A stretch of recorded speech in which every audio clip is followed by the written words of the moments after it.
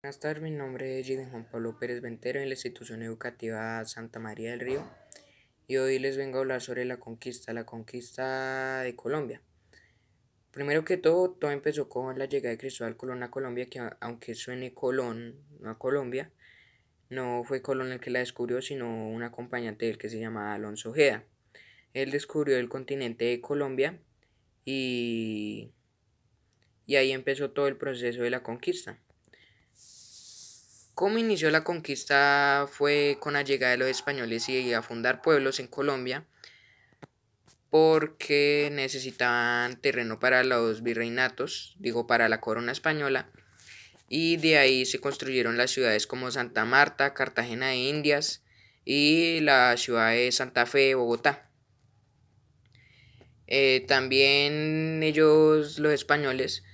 lo utilizaban a los indígenas que pusieron mucha resistencia en sus terrenos. Los utilizaron como mano de obra para sus cosas, para hacer la agricultura y para la minería. Y así se perdieron mucha vida sobre los indígenas porque ellos prestaban su vida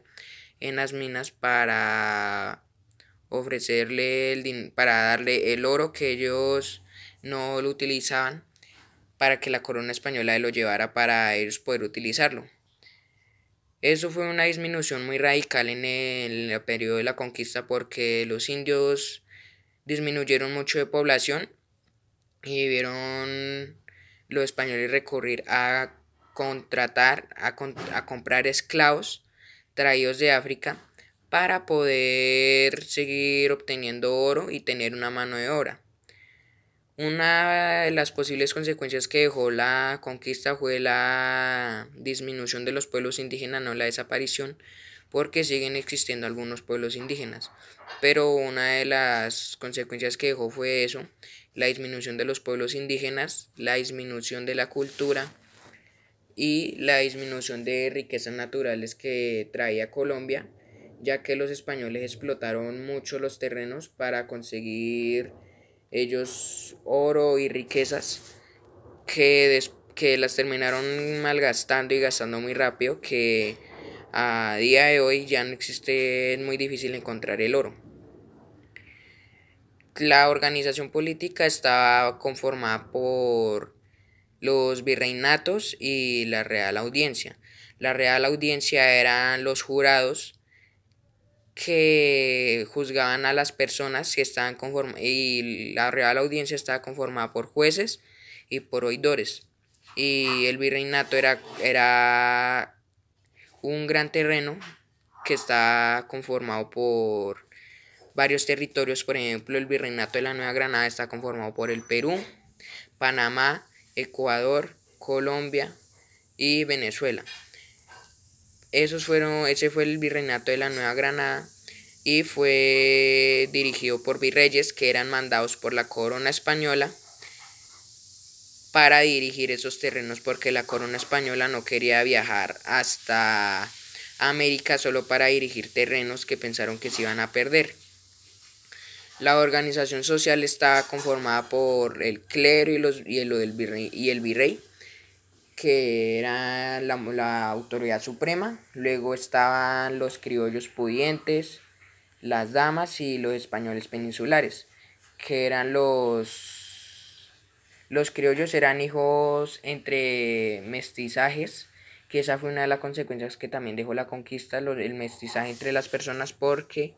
se comenzaron a juntar los españoles a violar a las indígenas o a las negras, y ahí se crearon los mestizajes y salieron varias razas de ahí. Hoy en día uno es de diferente mestizaje, uno no puede decir que es de mestizaje puro, o sea, un español puro o indígena puro, porque no es así, porque cada uno se tuvo que el proceso de mestizaje se ocurrió gracias a los españoles. Entonces la clase de los criollos era la clase que estaba abajo de los virreinatos, y eran hijos de españoles e indígenas, o de españoles y españoles. Luego estaban los campesinos y agricultores, que esos eran según las razas eran mestizos, morenos o también algunos lo llamaban coyotes. Luego está en el penúltimo nivel, están las tribus indígenas que tenían derechos y se los dejaban a un encomendero y el encomendero les daba trabajo y sostenibilidad y la hacienda les hacía pagar impuestos a los indígenas para seguir subsistiendo y la última raza eran los negros, que eran la raza que menos respetaban y la que tenía menos derechos, la que no tenía ni un solo derecho. ¿Por qué? Porque los trataban como no los trataban como personas, sino como si fueran personas, como si no fueran personas. O sea, los españoles eran muy inhumanos porque no los despreciaban a las personas de color negro, ya que los trataban como esclavos y los trataban como quisieran. Los negros fueron la raza que más se quiso rebelar ante los españoles por esos acontecimientos que acabamos de contar, ya que para ellos eso era sentirse feo y también cuando los traían se enfermaban y muchos solían morir en la embarcación, ya que los ponían en lugares a donde había mucha humedad y muchas infecciones y enfermedades. Una de las cosas que se podría decir que más rigió antes de los virreinatos eran la Iglesia Católica, porque ellos eran la máxima autoridad en América, ya que ellos destruyeron las culturas de los indígenas y los dioses que ellos creían, porque para ellos les parecía que esos dioses no existían y que solo existía Dios. Y de ahí los indígenas tuvieron que a fuerzas dejar sus religiones, sus culturas y sus tradiciones para comenzar a servir a la Iglesia Católica y a Dios. Pero eso no fue así por mucho tiempo hasta que una reina de Inglaterra, la reina Isabel, les dio unos derechos a los indígenas para que no los obligaran a bautizarse, sino si los indígenas querían ellos se podían bautizar, si no, no era necesario.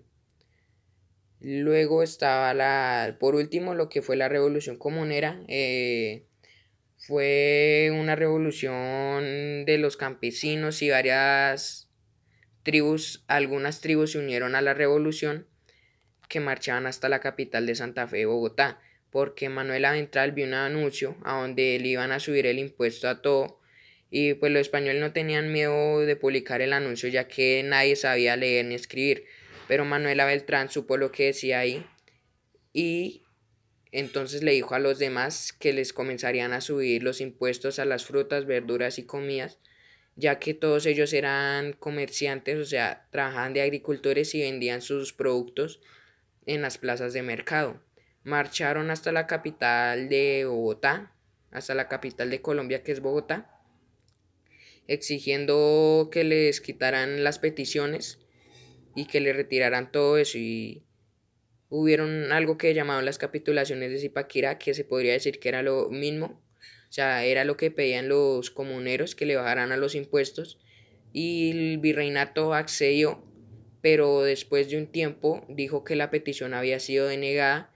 y se comenzaron a pelear de nuevo. Y se podría decir que una de las consecuencias que dejó fue que murieran muchas personas y también que les subieran los impuestos a las cosas, comidas que uno es prioridad para que las personas subsistieran en ese tiempo y con los impuestos que les subían no podían subsistir y estarían bajo el mandato de la corona española. Entonces los comuneros hicieron esa rebelión para poder librarse de tantos impuestos, pero lo consiguieron, pero luego se comenzó a incrementar otra vez los impuestos y los servicios, aunque ya fue mucho después de que de que hubiera pasado la revolución comunera. Muchas gracias.